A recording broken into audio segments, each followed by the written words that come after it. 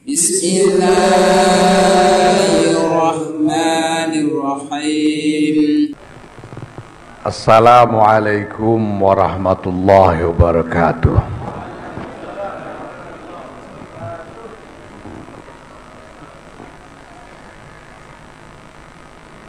Alhamdulillah wa syukurillah wassalatu wassalamu ala rasulillah Sayyidina Maulana Muhammadin ibn Abdullah wa ala alihi wa sahbihi wa mawala.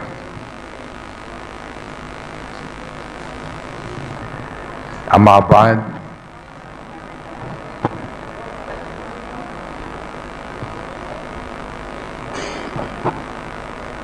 Hadaratil afadil, ulama'ana al-ajla, uzama'ana al-aizza, para kiai, para ulama,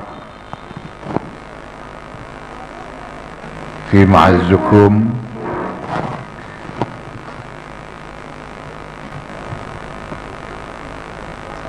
bapak, ibu-ibu, hadirin wal hadirat yang saya hormati, alhamdulillah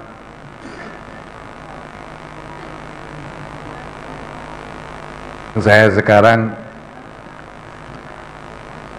sebagian dari urusan pribadi saya tidak saya kelola sendiri, dikelola oleh Ghufron Sirat ini, asisten saya. Karena semakin lama semakin banyak yang lupa saya, karena terlalu banyak urusan. Kadang lupa bawa rokok, kadang ingat rokok, lupa korek dan sebagainya. Ini Ghufron yang tukang bertugas mengingatkan. Sebelumnya seumur hidup semua urusan saya urus sendiri.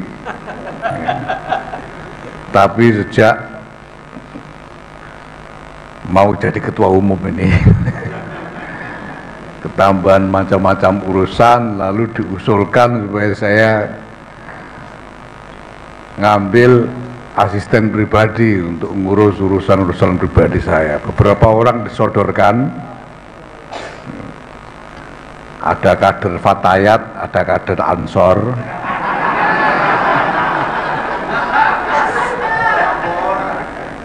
Maka yang pertama-tama jelas saya pilih kader Ansor saja, karena saya tidak mau ketambahan masalah.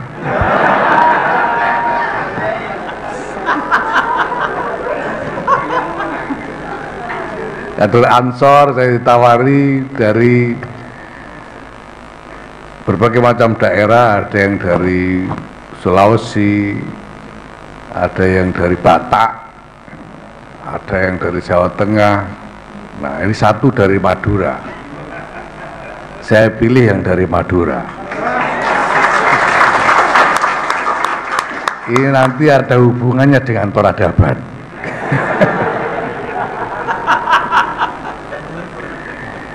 Saya pilih dari Madura ini karena kebetulan juga ini Ghufron ini bin Siraj Ahmad.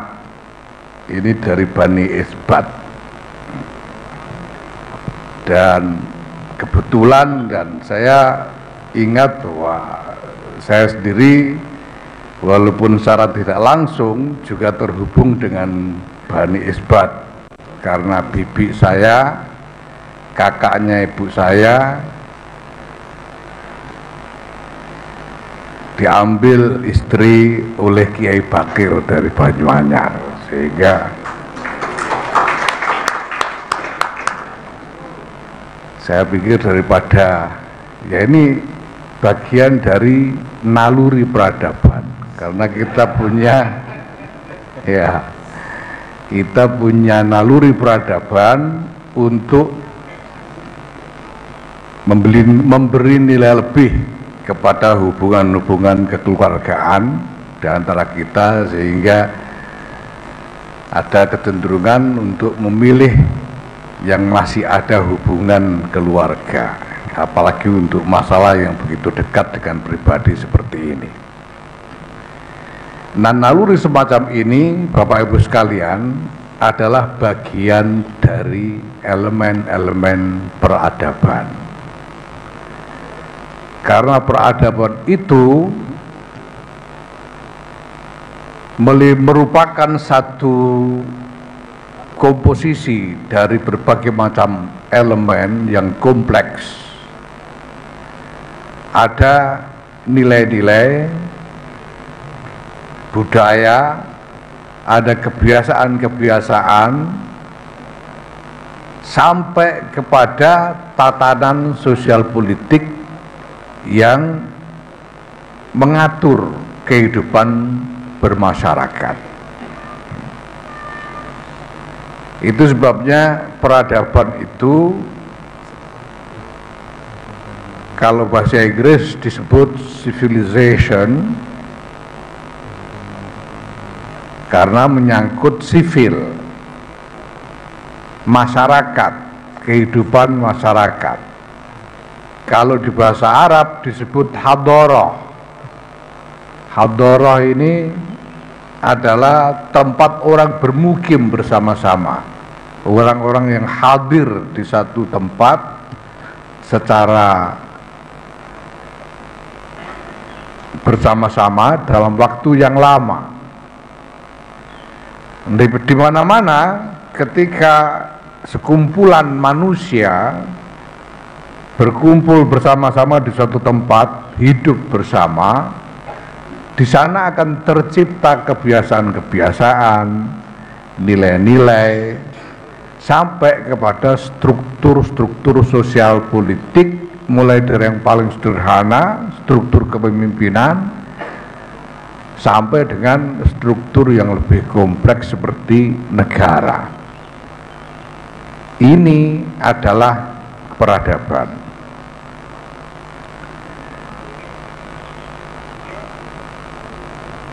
Maka Bapak Ibu yang saya hormati,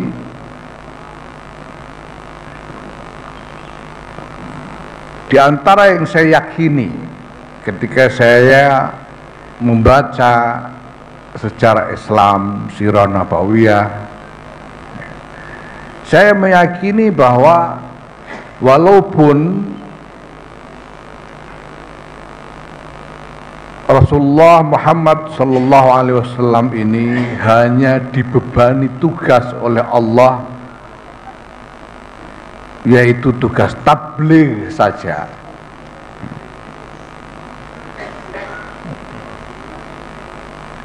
Karena tidak ada tugas yang lain selain tabligh, ini beban dari Allah. Tetapi seorang Rasulullah Muhammad bin Abdullah sallallahu alaihi wasallam, saya yakin memiliki visi untuk membangun peradaban. Karena wahyu yang diamanatkan untuk disampaikan kepada umat manusia itu sendiri memang penuh dengan firman-firman yang memberi petunjuk mengenai sendi-sendi peradaban. Nah, maka ketika Rasulullah Muhammad SAW melaksanakan perjuangan dalam bergulat memikul risalah, kita akan menyaksikan di sana bahwa keseluruhan perjuangan Rasulullah SAW sesungguhnya adalah perjuangan untuk merintis suatu peradaban. Rasulullah tidak hanya memperkenalkan nilai-nilai, tetapi juga membangun suatu struktur masyarakat untuk menjaga supaya nilai-nilai ini bisa dilangsungkan, bisa diterapkan di dalam kehidupan bermasyarakat itu sendiri. Kalau kita perhatikan ya kita mungkin akan mengatakan bahwa struktur kepemimpinan yang kemudian tercipta pada zaman Rasulullah Sallallahu Alaihi Wasallam ini tercipta secara alami. Tapi kita juga bisa melihat tanda-tanda bahwa sedikit banyak Rasulullah memang sengaja mendorong terciptanya struktur itu. Mengapa kemudian para sahabat dengan mudah menyepakati Sayyidina Abu Bakar As-Siddiq sebagai khalifah yang pertama?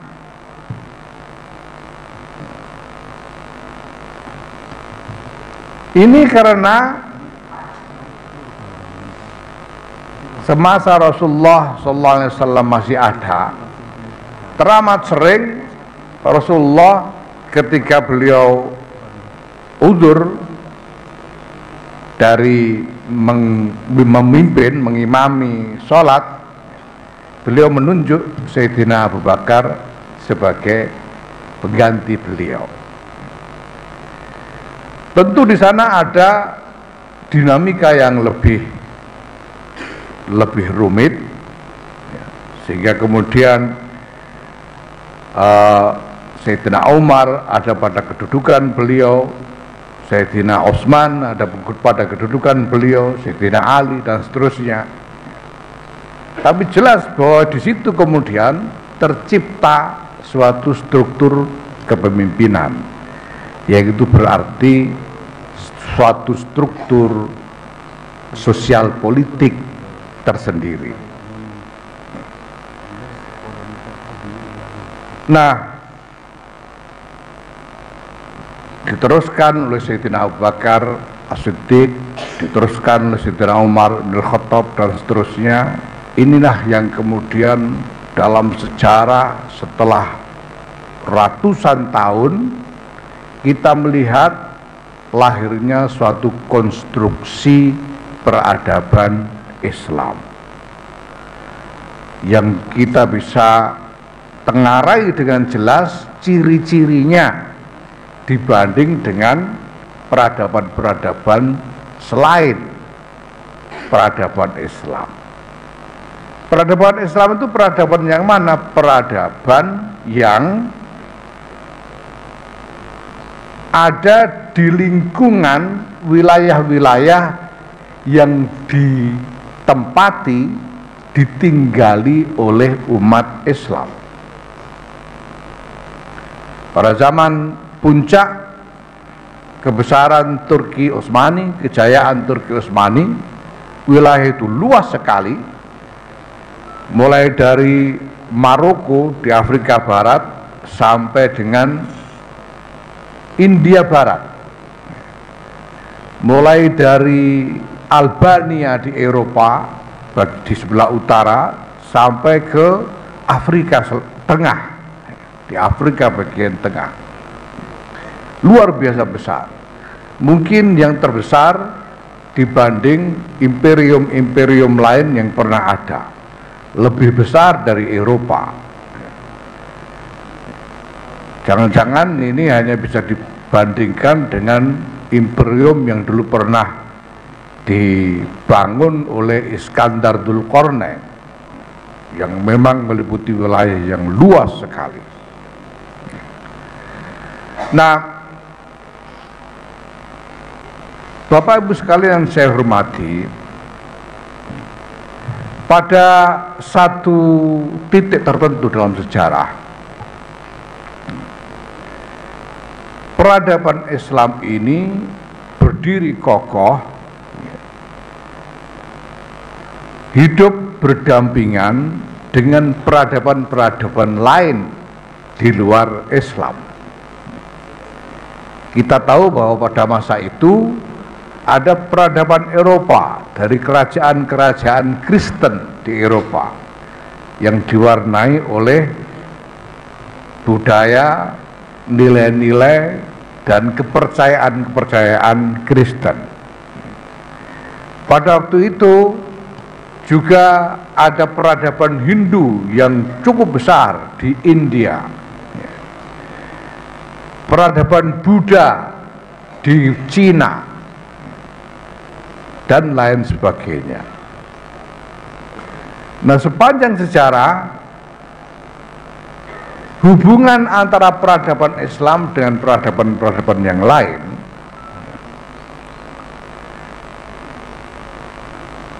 sampai dengan akhir abad ke-19 atau awal abad ke-20,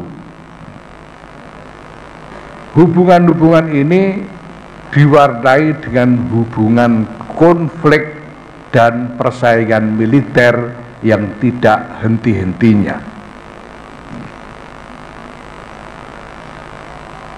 Yang namanya Turki Utsmani itu 700 tahun kira-kira, dan tidak pernah sehari pun libur dari pertempuran militer melawan kerajaan-kerajaan tetangga. Yang di barat adalah kerajaan-kerajaan Kristen Eropa, di timur adalah kerajaan-kerajaan Hindu dan Buddha. Terus menerus, tidak pernah berhenti. Nah, kenapa begitu? Karena pada waktu itu hubungan antara satu sistem politik dengan sistem politik yang lain memang ditentukan oleh perimbangan kekuatan militer.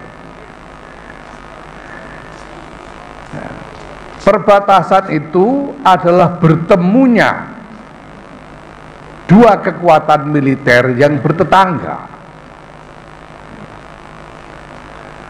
Maka kalau kemudian Sayyidina Umar bin Khattab berhasil mengambil alih Persia, membedah Baghdad, yang terjadi sebetulnya adalah proses persaingan militer yang kurang lebih alami.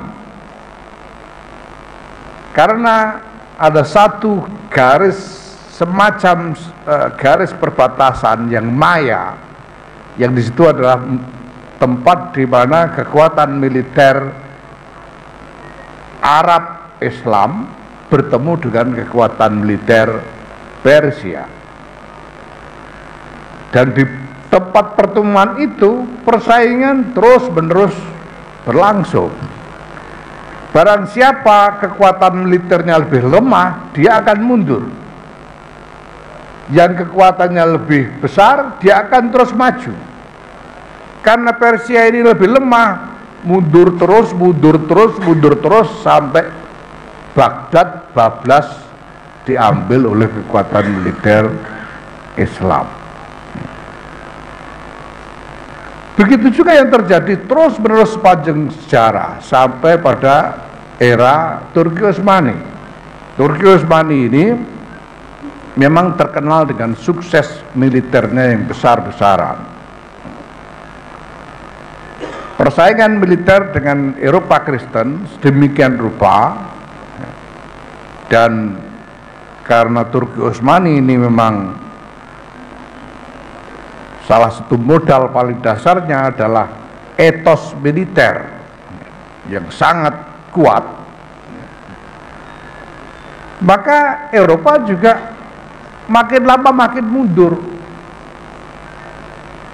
Konstantinopel yang tadinya merupakan pusat Kristen bisa diambil alih. Kenapa? Karena kekuatan militer mereka kalah.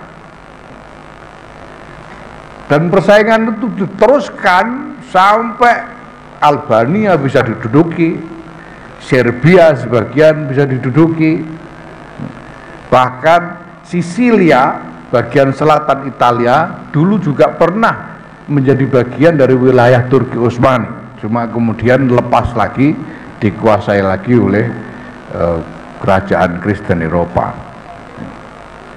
Yang namanya Serbia itu selama 150 tahun wilayah Serbia yang kemudian menjadi Yugoslavia dan sekarang terpecah-pecah menjadi Serbia, Bosnia, Kroasia, ya. Itu seluruhnya wilayah Serbia itu. Serbia itu 150 tahun tidak pernah berhenti menjadi medan pertempuran antara Turki Utsmani melawan kerajaan-kerajaan Kristen Eropa. Sehingga memang ada akar yang mendalam sekali dari konflik itu. Nah, Bosnia sekarang ini, bangsa Bosnia yang kita kenal sekarang ini, yang menjadi negara tersendiri, itu sebetulnya adalah orang-orang Serbia yang masuk Islam. Orang-orang dari suku Serbia, bangsa Serbia, yang setelah pertempuran dengan Turki Utsmani ini kemudian masuk Islam. Nah, ini bukan hanya soal Islam lawan Kristen, bukan hanya soal Islam lawan Hindu, tapi ini adalah semua lawan semua. Eropa Kristen itu juga bukannya tunggal, karena di sana ada Protestan, ada Katolik, ada Kristen Roma, ada Kristen Protestan, ada Kristen Ortodoks di Rusia. Dan ini semua terlibat dalam persaingan yang tidak henti-hentinya, dicampur-campur dengan persaingan ras dan etnik.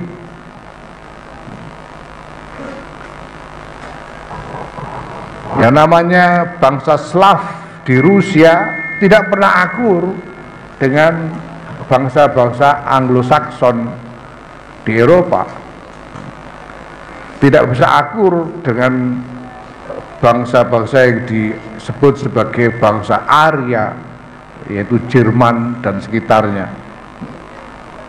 Dan mereka semua tidak pernah bisa ketemu dengan orang-orang Yahudi. Yahudi itu menjadi objek diskriminasi dan persekusi selama ratusan, bahkan mungkin ribuan tahun, sejak mereka terusir dari Yerusalem. Di Eropa mereka betul-betul menjadi warga yang menjadi korban persekusi. Nah, ini adalah tatanan peradaban yang kita punya waktu itu, bahwa tidak ada ruang untuk bisa membangun kehidupan berdampingan secara damai dengan peradaban yang berbeda, dengan kelompok peradaban yang berbeda. Tidak ada ruang untuk membuat perdamaian antara Islam dengan Kristen waktu itu.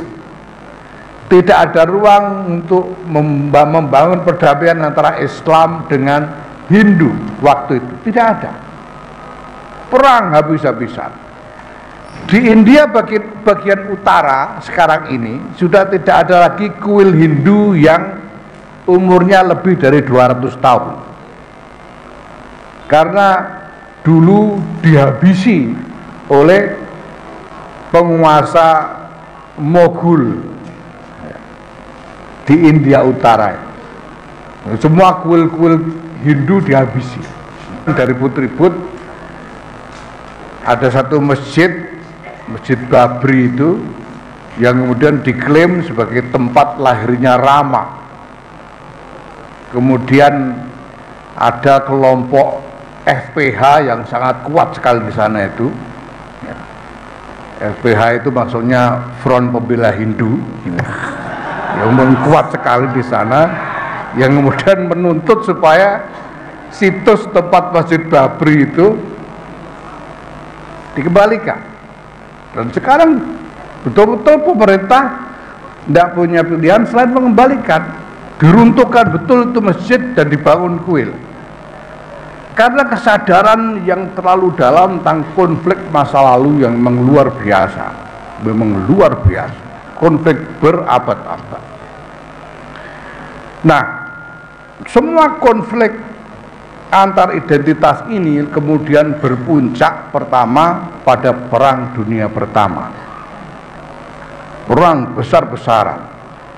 Turki beraliansi dengan Prusia melawan negara-negara kerajaan-kerajaan Eropa lainnya. Nah, Turki kalah.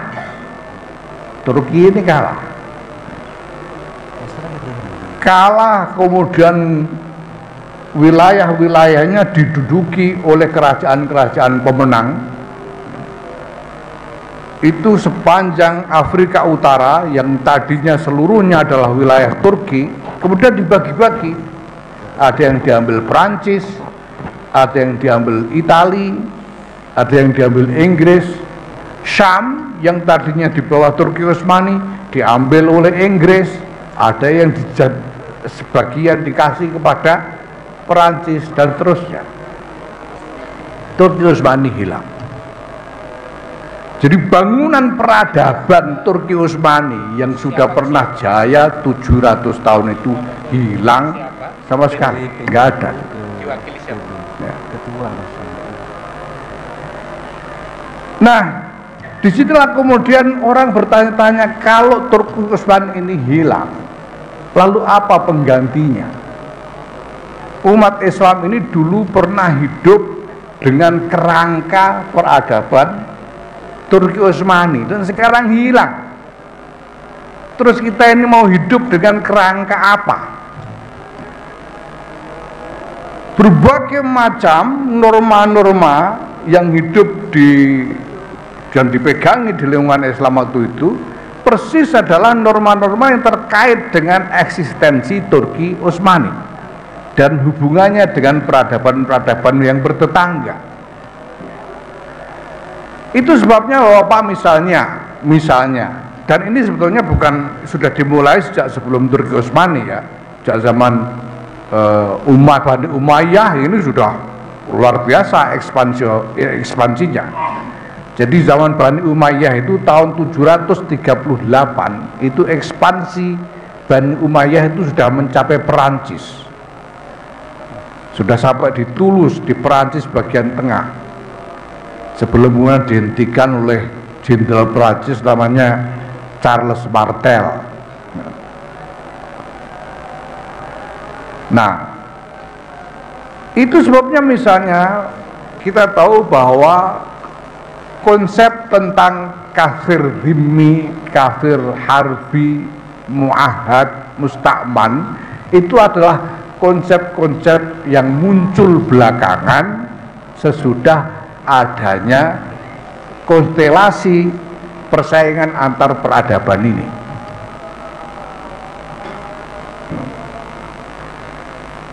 Itu sebabnya para ulama kita pada waktu itu kemudian salah satu yang paling populer, walaupun ada pandangan yang lain, tapi pandangan yang populer pada waktu itu adalah al aslu fil kafir halalud dami wal mal illa liman lahul aman minal imam.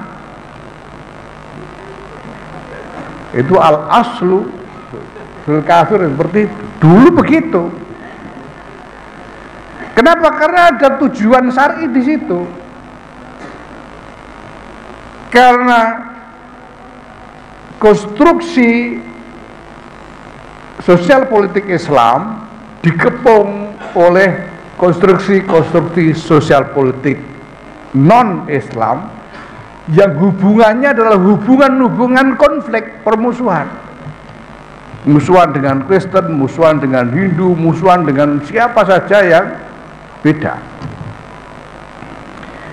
Maka nilai hukum halalud dam wal mal itu tadi diperlukan untuk melindungi, menjaga keamanan dari muslimin dakhilal bilad dari ancaman ghairihim kharijal bilad. Karena kalau tidak ada itu, tidak ada pembenaran untuk mempertahankan wilayah yang sudah dikuasai oleh kekuasaan Islam dari kemungkinan serangan kekuatan lain. Nah, ini sebetulnya konteksnya. Nah, memang ada macam-macam variasi secara internal. Misalnya ini bukan hanya di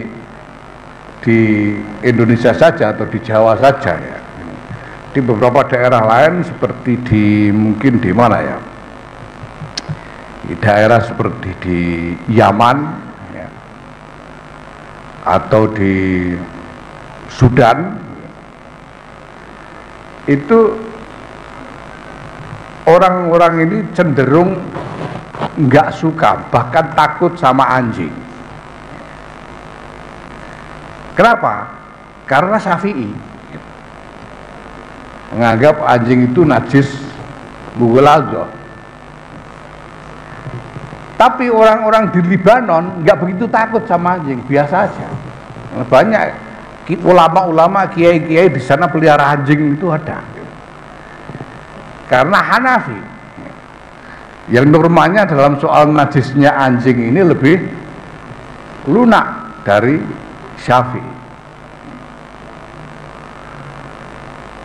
Nah,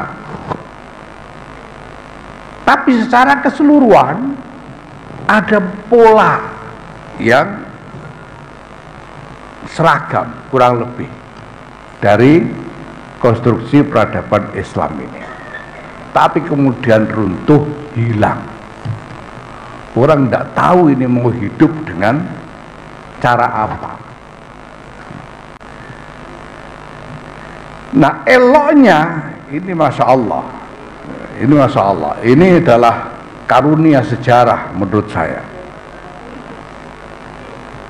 Nusantara pada waktu itu, pada waktu Turki Utsmani runtuh, Nusantara itu bukan bagian dari Turki Utsmani,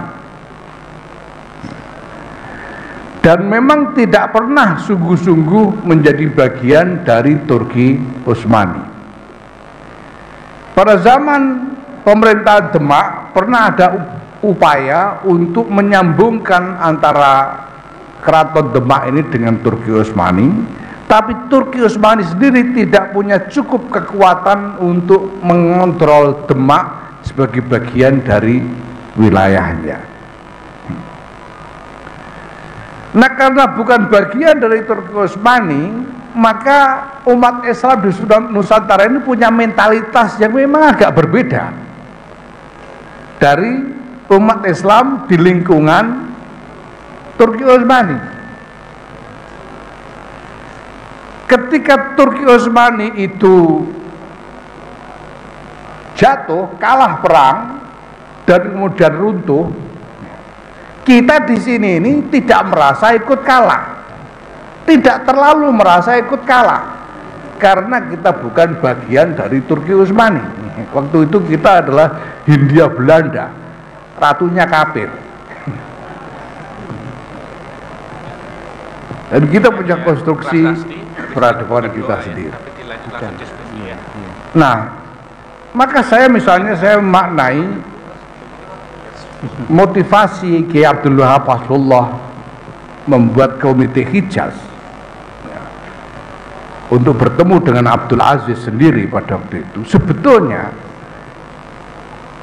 adalah untuk mengecek apa betul Alu Saud ini bisa menjadi kekuatan baru yang untuk menggantikan konstruksi Turki Utsmani. Karena kerajaan Saudi itu yang pertama kali terbentuk di antara negara-negara bekas Turki Utsmani dan menguasai Hijaz, menguasai Haramain. Tahun 1923 lahir itu kerajaan Saudi. Tahun 1924 Kemal Atatürk secara resmi mengumumkan bubarnya Turki Utsmani. Kenapa saya yakin bahwa Kiai Abdul Wahab Hasbullah punya motivasi itu? Karena Kiai Abdul Wahab Hasbullah sedang berada di Mekah persis ketika ketegangan yang kemudian berpuncak pada Perang Dunia Pertama itu mulai terjadi. Kiai Wahab itu mukim di Mekah tahun 1908 sampai 1914.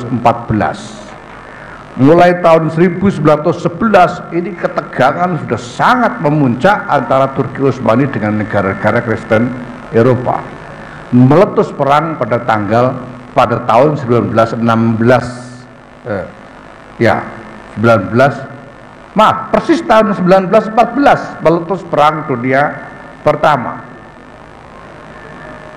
Sehingga Kiai Wahab Hasbullah ini menghayati betul ini sedang terjadi dinamika yang terjadi di tengah masyarakat Muslim pada waktu itu yang sedang menghadapi perang besar yang akhirnya ujungnya kekalahan Turki Utsmani. Saya kira ketika Kiai Wahab ngotot membuat komite Hijaz karena dia ingin tahu betul ini bisa enggak gantikan Turki Utsmani ini. Begitu ngototnya sampai-sampai ketika ngajak tokoh-tokoh Islam pada waktu itu di Indonesia, dia ajak dihubungi, ada Muhammad Nasir, saya kira dihubungi untuk diajak tokoh-tokoh Islam yang lain diajak, enggak ada yang mau. Beliau nekat berangkat dengan mengajak teman-teman beliau sendiri. Makanya komite Hijaz ini anggota-anggotanya tidak terlalu terkenal. Karena ini teman-temannya Kiai Wahab, karena ini inisiatif dari Kiai Wahab Hasbullah sendiri. Nah,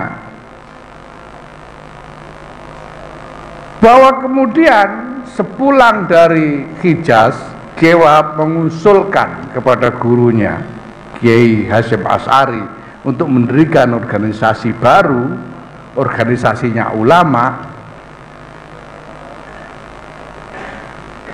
Ini menurut saya karena bahwa menyimpulkan, pada waktu sudah menyimpulkan bahwa kerajaan Saud, kerajaan Alu Saudi memang tidak punya kapasitas untuk menggantikan konstruksi peradaban Turki Utsmani. Nah, kalau tidak ada yang menggantikan, ini seluruh umat Islam seluruh dunia akan mengalami kebingungan peradaban yang luas sekali, meluas sekali. Nah, dalam keadaan dunia ini bingung, dalam keadaan umat Islam itu bingung, tidak ada yang lebih bertanggung jawab untuk memberikan jalan keluar, untuk memberikan inspirasi tentang arah ke depan selain ulama. Itu sebabnya organisasi yang didirikan adalah organisasinya ulama. Kalau cuma mau berjuang untuk kemerdekaan Indonesia, sudah ada Nahdlatul Wathon. Kalau mau berjuang untuk ekonomi, sudah ada Nahdlatul Tujjar. Kalau mau berjuang untuk pemikiran, sudah ada Tasfirul Afkar. Tapi umat Islam ini berhadapan dengan kebingungan peradaban ketika konstruksi ratusan tahun tiba-tiba hilang. Maka harus ada yang memulai upaya untuk mencari jalan keluar dari kebingungan itu, dan tidak ada yang lebih bertanggung jawab selain ulama. Itu sebabnya yang didirikan adalah organisasi ulama kemudian diberi Nahdlatul Ulama, dan gambarnya gambar jagat, karena yang bingung orang sejagat. Maka Bapak Ibu sekalian, memang mandat kita ini adalah mandat global.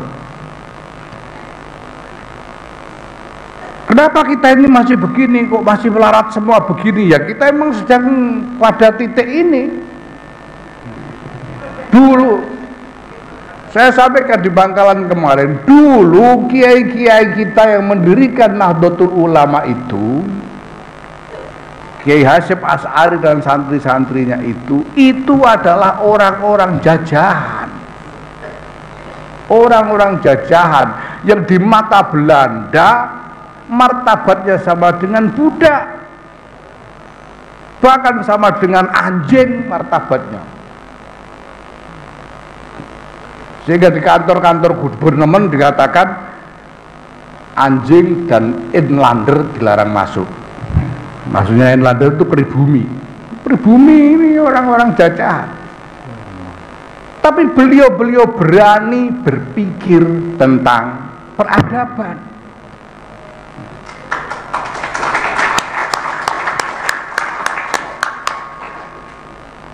Nah, kita memang masih banyak yang melarat orang NU ini. Tapi kita sekarang punya orang-orang hebat yang dulu belum ada. Dulu tahun 1926 itu nyari lurah NU aja susah, apalagi wali kota. Susah, ini beneran. Di Lasem itu ada lurah tahun kira-kira tahun ya sekitar tahun itu, tahun 1926-an itu ada lurah namanya Kiai Khalil. Itu sudah dikatakan khariqul ada. Ono lurah kok ngalim. Ada lurah kok alim, ini khariqul ada. Ada lurah kok pantas di kholi, itu khariqul ada. Kiai Khalil memang termasuk salah seorang, itu kakeknya Gus Qayyum, Kiai Abdul Qayyum Mansur itu lurah. Nah, tapi sekarang kita punya segala-galanya. Kita memang baru pada tahap ini, tapi kita tidak boleh menyerah. Tidak boleh menyerah dari cita-cita untuk membangun peradaban. Karena kita sebetulnya mempunyai modal dasar, semua modal dasar yang diperlukan. Bapak Ibu, pemisahan antara ulama dengan umara itu bid'ah. Benar. Dulu-dulunya kan umara itu ulama juga. Makanya imam itu harus mujtahid, kan harus alim. Kalau nggak alim gimana jadi mujtahid? Dulu-dulunya begitu.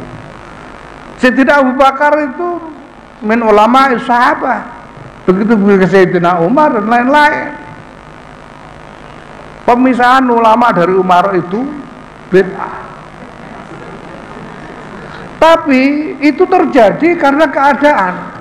Karena di kemudian hari tiba-tiba ada amir-amir yang tidak alim, apa boleh buat. Sampai-sampai kemudian kalau ada ulama yang sering ketemu dengan amir, itu dianggap ulama su.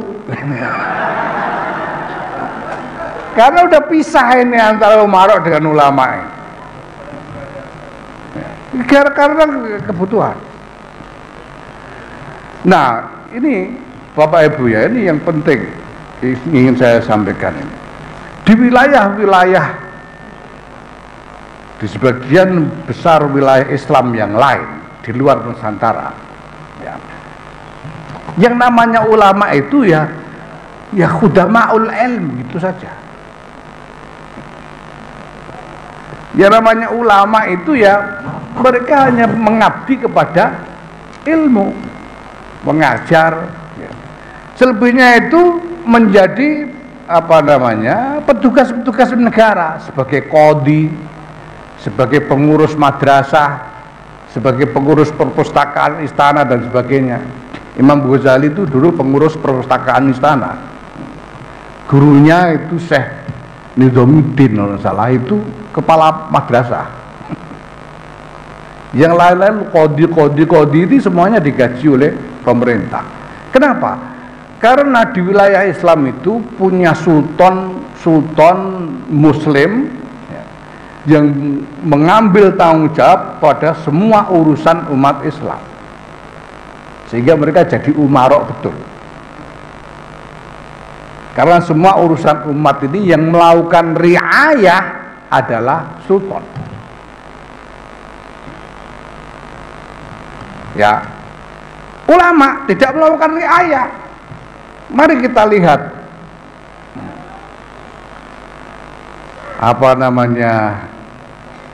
manakibnya para ulama besar yang kita kenal selama ini. Tidak ada yang melakukan riayah. Semuanya adalah khudamaul ilm. Tidak ada yang melakukan riayah. Nah, eloknya Bapak Ibu sekalian, ini keunikan Nusantara. Di Nusantara ini yang namanya raja itu tidak pernah menciptakan kontrol umum kepada rakyat. Dari zaman Sriwijaya, zaman Majapahit, ini komunitas-komunitas lokal dibiarkan independen dan membangun kepemimpinannya sendiri-sendiri sampai zaman Mataram. Makanya di berbagai komunitas lokal di Nusantara ini ada kiageng. Kalau di sini namanya apa?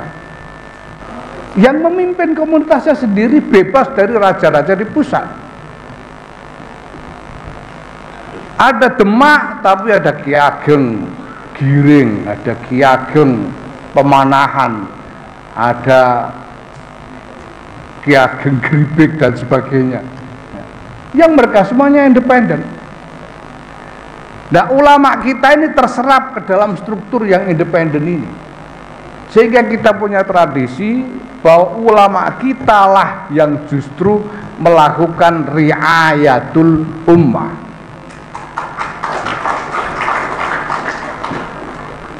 Riayatul ummah ini justru dilakukan oleh ulama di sini, bukan oleh sultan. Itu yang namanya Raja-Raja Mataram, itu dia mengendalikan wilayah di sekitar keraton saja. Ini terjadi di mana-mana. Kiai-kiai ini, makanya kiai kita bilang kiai itu raja di pesantrennya, memang raja. Kiai-kiai itu raja-raja kecil, nggak pernah diganggu. Nggak ada ceritanya pusat-pusat kerajaan itu secara agresif mengutip pajak dari warga, itu tidak ada sepanjang sejarah Nusantara. Maka sekali lagi, justru di Nusantara ini ulama dan umaro masih belum terpisah, karena praktis yang melakukan riayatul ummah adalah ulama. Dan karena tradisi dan kepercayaan diri dalam riayatul ummah ini tentu saja diiringi dengan rasa tanggung jawab yang penuh, maka ulama-ulama kita punya tradisi untuk berani melakukan istihad. Itu kalau bukan Kiai NU dari Nusantara tidak berani bikin keputusan keluar dari Masyumi, itu tidak akan berani. Wong itu khuruj minal jamaah. Ini Wahabullah berani. Dulu itu pemerintah Belanda mengangkat penghulu-penghulu, Hindia Belanda ini mengangkat penghulu-penghulu untuk mengurusi nikah talak rujuk di antara umat Islam. Muncul pertanyaan, penghulu yang diangkat Belanda ini apakah sah menjadi wali hakim? Wong yang ngangkat ratu kafir, Wilhelmina kafir ratu. Sah nggak? Jawabannya sah. Itu muktamar keberapa itu? Ke tahun 39. Ya. Ya. Ke 37 ya. Jawabannya sah. Padahal yang angkat ratu kafir ini imamnya. Ya. Kalau bukan Kiai NU Nusantara itu tidak mungkin berani buat keputusan untuk bergabung dengan Nasakom bareng dengan komunis nasional, itu tidak mungkin. Tapi kiai-kiai kita berani karena sudah terbiasa. Kenapa kemudian misalnya di Nusantara inilah yang paling awal sebetulnya pendidikan perempuan itu diterima secara luas di lingkungan umat Islam di Nusantara ini tahun 38 kalau nggak salah.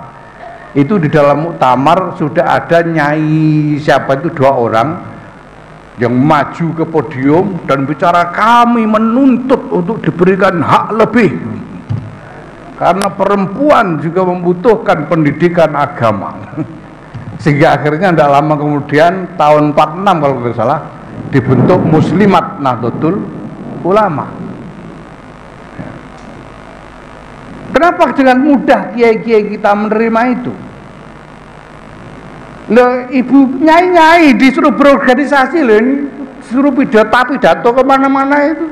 Kalau di tempat lain masih haram itu. Tempat lain masih haram. Di sini disuruh bikin organisasi Muslimat NU. Pidato kesana kemari, ibu-ibu nyai-nyai. Saya kira juga karena kenyataan, karena kiai-kiai sendiri ini merasakan bahwa urusannya ini lebih banyak diurus oleh nyai. Gitu. Ini serius, kiai-kiai ini karena sibuk ngajar, sibuk apalagi ngurus orang-orang yang butuh. Ini namanya cari ayah tadi itu, yaitu mulai dari anggota keluarga orang sakit ya diurus, sampai sapinya sakit pun diurus. Sehingga manajemen rumah tangga kekiaian yang itu sebetulnya melingkupi juga pesantren dan masyarakat terdekat di lingkungan pesantren itu sebetulnya diurus oleh nyai, bukan oleh kiai dari dulu. Kalau sekarang kiainya yang ngurus, ya saya tidak tahu itu. Kira-kira malah berantakan. Dan ini studi serius. Ada seorang sarjana Jepang namanya Hiroko Horikoshi yang membuat penelitian soal ini. Dan kesimpulannya adalah bahwa manajemen rumah tangga kekiaian itu diurus oleh nyai. Maka kiai dengan mudah mengizinkan nyai-nyai berorganisasi karena nyatanya dirinya sendiri diorganisir oleh nyai. Gitu.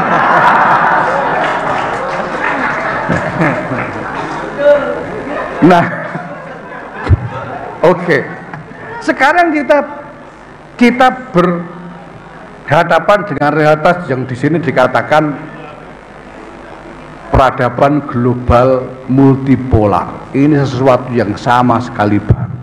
Nah, pertama-tama sebelum itu Bapak-bapak sekalian, orang butuh ngomong toleransi itu juga barang baru. Ini barang baru, bener. Dulu itu tidak perlu toleransi. Ada orang kafir ya gebuk gitu aja sudah, nggak usah toleran-toleranan. Orang kafir mau manut apa enggak manut keprok gitu. Dulu begitu. Nah, ada kebutuhan toleransi itu karena adanya konsensus internasional baru yang lahir sesudah Perang Dunia Kedua. Yang kemudian menginginkan satu hubungan damai di antara kelompok-kelompok yang berbeda. Sebelum itu nggak ada kebutuhan untuk toleransi. Kalau mau kafir mau dapat dhimah apa enggak, kalau nggak mau dhimah ya potong lehernya selesai. Nggak ada toleransi ya. Maka kita lihat juga bahwa orang-orang non muslim itu dilarang membangun tempat ibadah baru untuk kelompoknya, tidak boleh memperbaiki tempat ibadah non muslim yang rusak dan sebagainya. Itu bertebaran di kitab-kitab kita. Sampai hari ini di Mesir itu gereja tidak boleh memperbaiki, melakukan renovasi kecuali atas izin presiden dengan rekomendasi dari mufti. Itu sampai hari ini masih ada undang-undangan di Mesir ya. Nah, sekarang ini Bapak, kita hidup di tengah dunia yang memang sangat beragam, tapi terpaksa harus hidup bersama dan sulit untuk memisahkan diri satu sama lain. Nah, dunia hari ini sedang menghadapi kemerosotan tatanan secara besar-besaran. Padahal tatanan yang tercipta sesudah Perang Dunia Kedua inilah, ini tatanan yang memberikan kita keamanan relatif, tidak sempurna, tapi relatif stabil, yang memberi kesempatan kita untuk membangun kemakmuran seperti sekarang ini. Nah, sekarang ini tatanan itu terancam runtuh. Banyak pihak gelisah dengan soal ini, tetapi Nahdlatul Ulama sejak sekian tahun yang lalu sudah mulai bicara tentang kebutuhan menguatkan kembali konsensus internasional ini, yang intinya adalah bahwa kita ingin ikut mendorong supaya sungguh-sungguh tercipta satu tatanan internasional yang memungkinkan semua yang berbeda-beda ini bisa hidup berdampingan secara damai.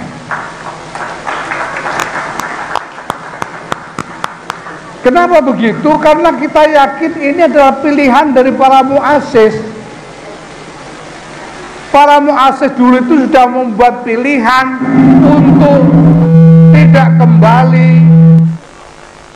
tidak mau kembali kepada tatanan lama. Para muassis setuju untuk mendirikan Indonesia sebagai negara nasional. Bukan khilafah Islamiyah, tapi negara nasional. Negara nasional macam ini barang baru benar.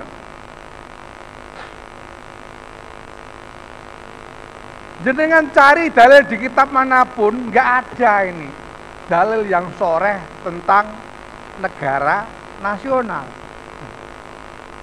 Yang ada adalah imamah uzma di mana-mana. Ini ijtihad baru.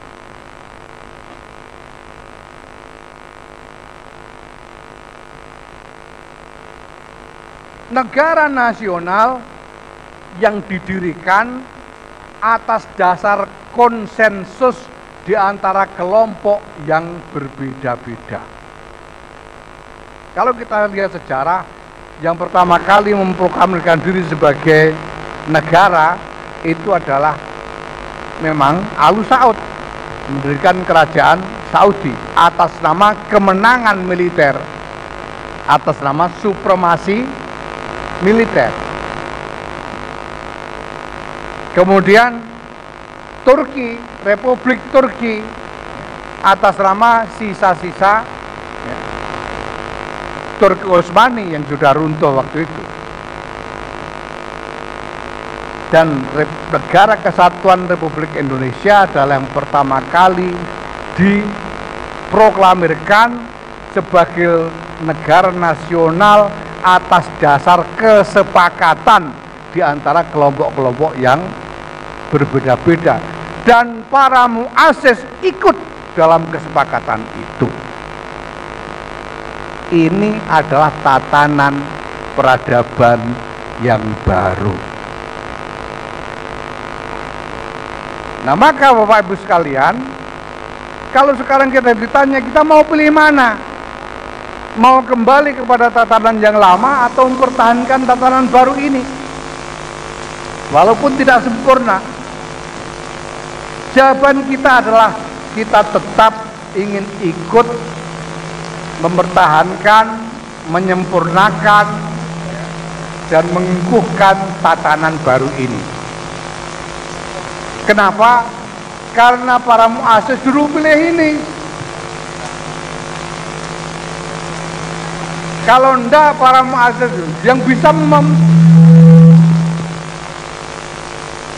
sudah terbukti bahwa satu-satunya yang punya kemampuan untuk melakukan konsolidasi militer itu hanya Hadratus Syekh Kiai Hasyim Asy'ari.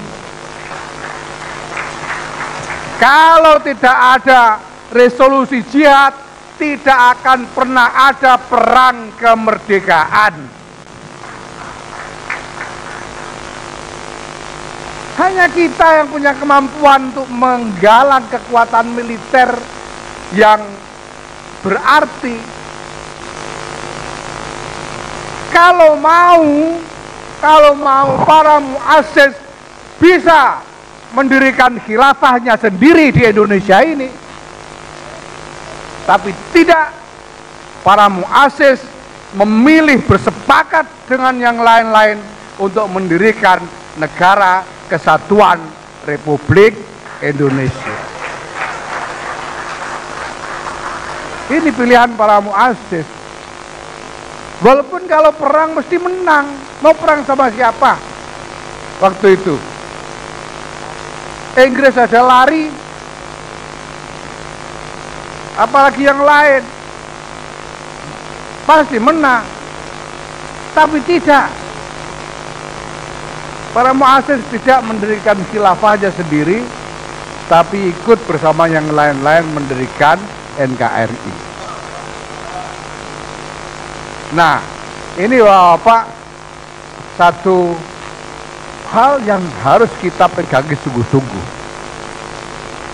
Itu sebabnya ketika kita bergerak di dalam kancah internasional, dalam pergulatan peradaban ini, ya kita tetap harus berdasar pada pilihan dari para muassis ini, bahwa kita ingin memperjuangkan satu model peradaban yang baru. Nah, alhamdulillah sekarang ini Nahdlatul Ulama sudah berada pada posisi yang diakui oleh berbagai kekuatan internasional. Saya sendiri cukup terheran-heran bahwa segera sesudah muktamar kemarin, pengurusnya belum terbentuk. Di muktamar itu selesai tanggal 25 Desember. Tanggal 27 Desember saya sudah terima surat dari duta besar untuk minta waktu bertemu dengan PBNU. Dan sampai sekarang itu, kalau saya tidak keluar kota, di Jakarta ini rata-rata saya ketemu duta besar itu sehari 2. Jadi kayak dokter nerima pasien saya. Ini berarti bahwa dunia internasional sebetulnya mengakui potensi Nahdlatul Ulama untuk berperan di dalam pergulatan peradaban ini. Jelas bahwa untuk ini kita harus tarung, harus main bersama yang lain. Dan kita harus berani, karena kalau kita tidak berani, kita cuma jadi korban. Kalau kita tidak berani bermain berhadapan dengan Amerika misalnya, kita akan jadi korban permainannya Amerika bersama entah siapa.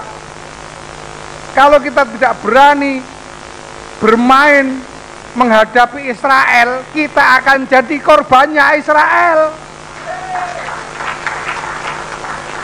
Kalau kita tidak berani bermain dengan Eropa, kita akan jadi korbannya Eropa. Kita harus berani hadir sebagai pemain.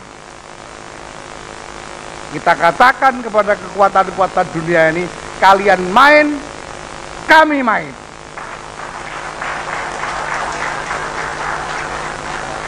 Supaya apa? Supaya kita ikut menentukan hasil dari seluruh pergulatan ini.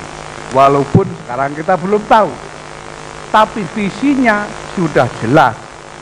Visi kita adalah bahwa sesungguhnya kemerdekaan ialah hak segala bangsa, dan oleh sebab itu maka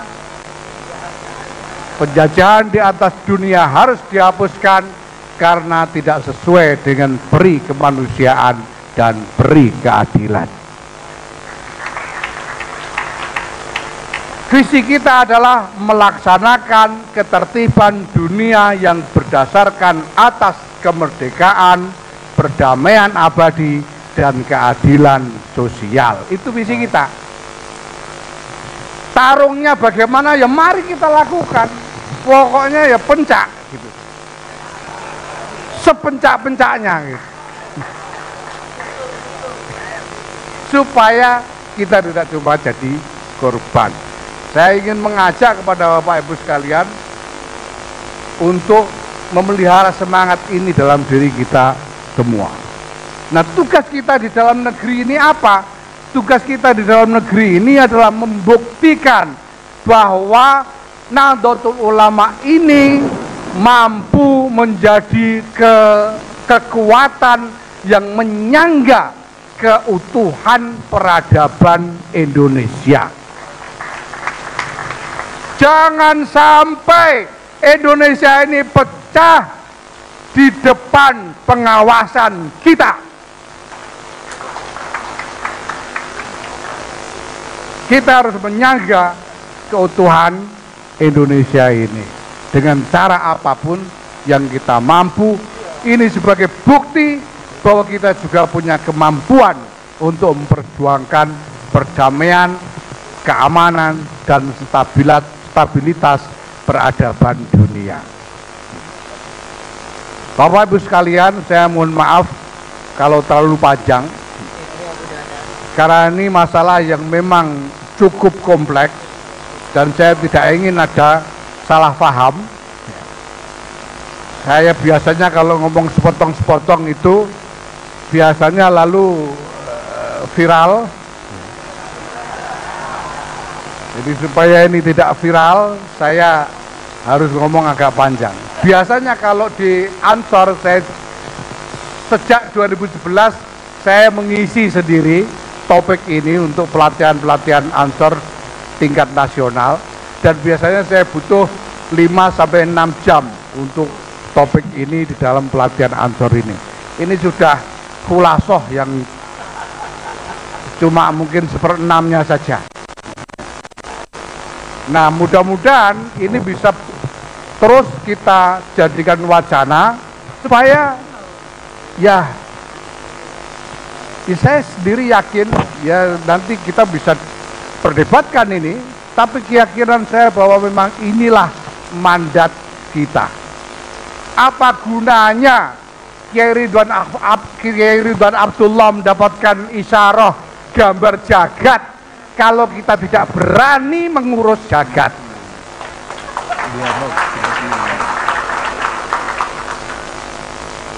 Nah, kita dengan demikian memang harus mengerahkan daya upaya yang lebih besar untuk perjuangan kita ini, tapi kita tidak perlu berkecil hati karena pertolongan Allah itu luar biasa dekat.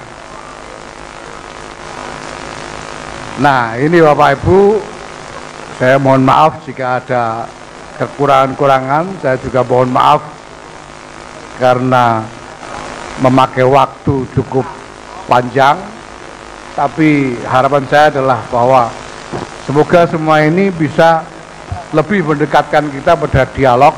Kita punya macam-macam perbedaan,